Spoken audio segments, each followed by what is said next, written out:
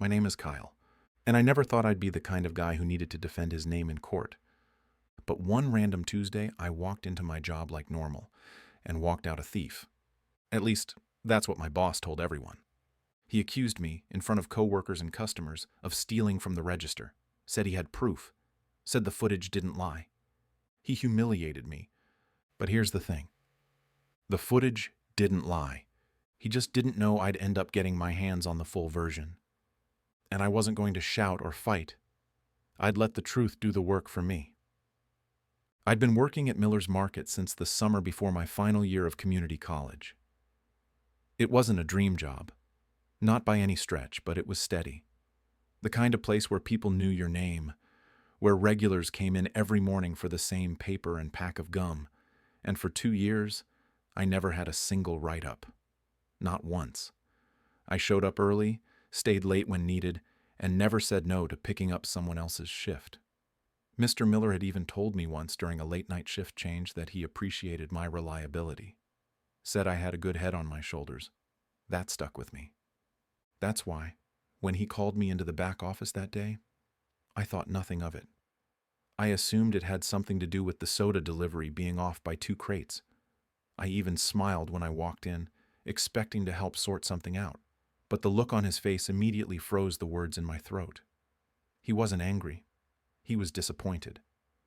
But more than that, he was cold, detached, like I was a stranger who'd just walked in from the street. He didn't ease into it. No questions. Just a direct accusation. Tell me why you took the money.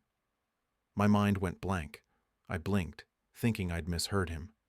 But his arms were folded, his eyes narrowed, and he was already convinced of my guilt.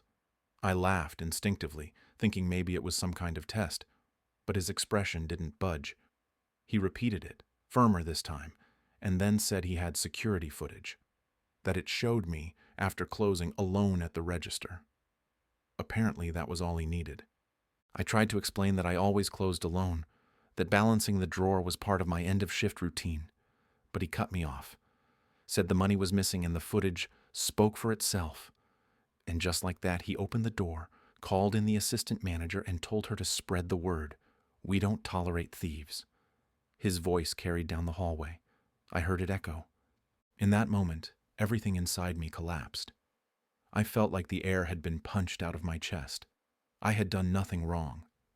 And yet, there I was, branded in front of my peers, co-workers, customers. People I joked with just the day before now looked at me like I was someone else, a criminal. I didn't argue. I didn't fight. I just walked out the front door with my dignity hanging by a thread. Each step felt heavier than the last. I could feel the eyes behind me, people whispering, pointing. And the worst part? I still didn't know what footage he had. I never even saw it. All I knew in that moment was that something was deeply wrong, and I wasn't going to let that lie become my legacy. I didn't sleep that night. I sat on the edge of my bed staring at the wall, thinking back over every second of that shift. I couldn't shake the feeling that something didn't add up. The accusation hadn't felt like a mistake. It felt rehearsed, calculated, and that made my skin crawl. If Mr. Miller truly believed I'd stolen from him, why hadn't he asked questions first? Why go straight to humiliation? Why refuse to show me the video? Most of all, why now? The longer I sat there, the more I started thinking about the past few months. Something had felt off. There had been rumors about the store struggling. I'd overheard Mr. Miller arguing with vendors on the phone, always about invoices and overdue payments. A few times, my paychecks were a day late. Not much, just enough to raise an eyebrow. But I never asked questions. I just assumed small businesses had cash flow issues sometimes. I was just a part-time cashier. I didn't need to know everything. But now that he'd thrown me under the bus without hesitation, I began connecting things I hadn't before. I remembered Jamie, who worked in produce. She'd suddenly been fired for improper inventory logging after 5 years with the store. Said she must have counted wrong. Then there was Terrence, the high school kid who got let go after Mr. Miller said he violated phone policy. But that same week, I'd seen Terrence helping a crying customer with a missing item. He didn't seem careless to me. It felt like people were being cycled out, quietly and quickly. I decided to call Jessica. She used to work front end with me, but she'd recently left for a better job. We hadn't talked in weeks, but when I told her what happened, she went quiet for a second. Then she said, "Kyle, you're not the first. He's been acting weird for months, always saying money's missing, accusing people, but never calling the cops. That caught my attention. Never reporting theft, never investigating further." She told me the assistant manager, Nick, Miller's nephew, had taken over some closing shifts, that he'd been the last one to touch the drawer more than once after other employees had already signed off for the night. And no one questioned him because, well, he was family. That's when it hit me. If they were willing to fire people without proof, and Nick was the common thread in those shifts, maybe I wasn't the problem. Maybe I was just the next scapegoat. I started researching labor laws in Washington. I discovered that if a business uses surveillance footage to justify termination, they are required to provide access to that footage upon formal request. So I drafted an email, nothing dramatic, just professional and to the point. I asked for the footage used to terminate me. It was my right. I didn't expect a quick answer, but if Mr. Miller was hiding something, he wouldn't be able to hide it for long. It took 11 days to get a response. No apology, no explanation, just a plain envelope left at my old address with a USB drive inside. The label read, Cam 3-9/14-9 PM. No note, no formal letter, just the footage. At first, I felt a jolt of hope. Maybe this would prove me innocent right away. Maybe Mr. Miller had realized he was wrong, and this was his quiet way of making it right. But when I loaded the video, my heart sank. It was edited. At least, it felt that way. The footage showed me, sure. I was behind the counter, counting bills like I always did after closing. I wrote totals in the ledger, locked the till, then walked off screen to mop up before clocking out. But the clip only lasted 4 minutes, from 9:12 p.m. to 9:16 p.m. Then it cut. There was no footage after that, no audio, no timestamp. Just a clean stop, as if I'd vanished and nothing happened afterward. But I remembered clearly. I left the register area at around 9:16. I went to the back room, grabbed the mop, cleaned the front floor, checked the lock on the freezer, and took out the trash. I didn't leave until 9:30. That meant there were at least 15 more minutes missing. That's when I knew. They'd given me a doctored clip. Jessica confirmed it. She'd been watching the cameras before during her own closing shifts. "They're continuous," she said.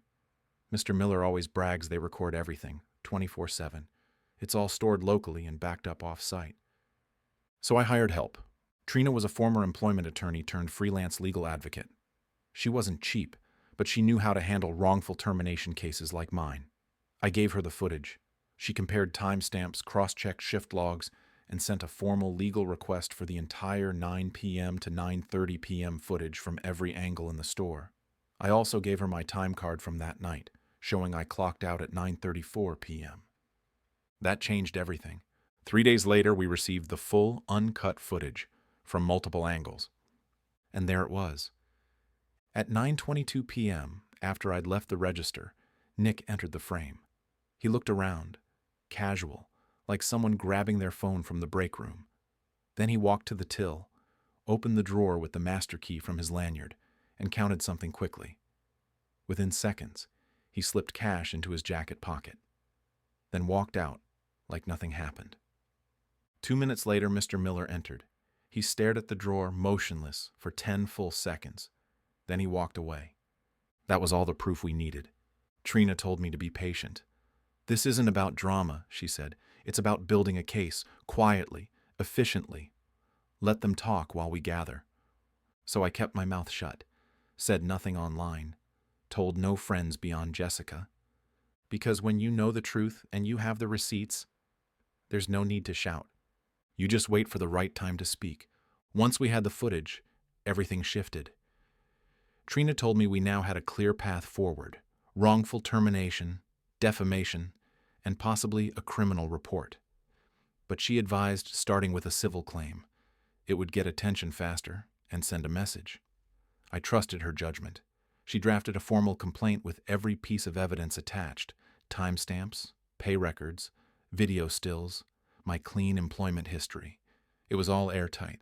We filed the suit and served it directly to Mr. Miller through his business. I wasn't there to see his face when he opened the envelope, but Jessica said the color drained from him the moment he read my name. Word spread fast. I'd been quiet for weeks, and now people knew why. I wasn't just fired. I was building a case. 2 days later, Mr. Miller's lawyer called Trina, offering a quiet settlement, $5,000. No apology, no admission of wrongdoing, just a gesture to resolve this quickly. Trina laughed when she told me. "This isn't about hush money," she said. "We're not settling for crumbs when they smeared your name in public." I agreed. This wasn't about cash. It was about principle. They had accused me of being a thief, fired me in front of customers, and never gave me a chance to speak. And now, when the truth threatened their comfort, they wanted silence. We declined the offer. The case moved forward, and soon we were in mediation. Their side looked rattled. Nick didn't show, likely hiding behind his uncle's money. Mr. Miller sat across from me in a gray suit, suddenly the one looking nervous. He wouldn't meet my eyes. When the footage played, unedited, clear as day, he closed his eyes and exhaled. I didn't gloat. I didn't smile. I just watched him absorb what he had tried to bury. The mediator reviewed everything, including the character references Trina had gathered from coworkers, customers, and even my old high school teacher who used to shop at the store. The final ruling came swift, full damages awarded. Mr. Miller was ordered to pay $35,000 in restitution and issue a public statement of apology posted in the store and on social media. He also had to submit updated employment records to clear any negative marks on my name. But that wasn't all. Nick was exposed. Once the uncut footage was made part of the civil court records, Trina forwarded it to law enforcement. Within 2 weeks, Nick was arrested for felony theft, linked not just to my incident, but at least 2 others Miller had never reported. Apparently, covering for family only works when you're not caught on camera. And just like that, the script flipped. I didn't shout. I didn't scream. I let the truth do the work. And it did. Now the same man who whispered about me behind closed doors had to post my innocence in his window for the whole town to see. And that was worth more than anything they could have offered me in a check. I didn't scream. I didn't make a scene.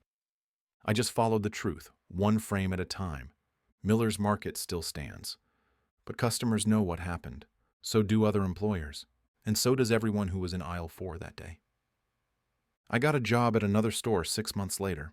Higher pay, better manager, clean slate.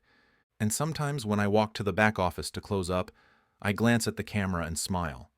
Not because I'm guilty, but because I know how powerful the truth can be when you have the patience to let it speak.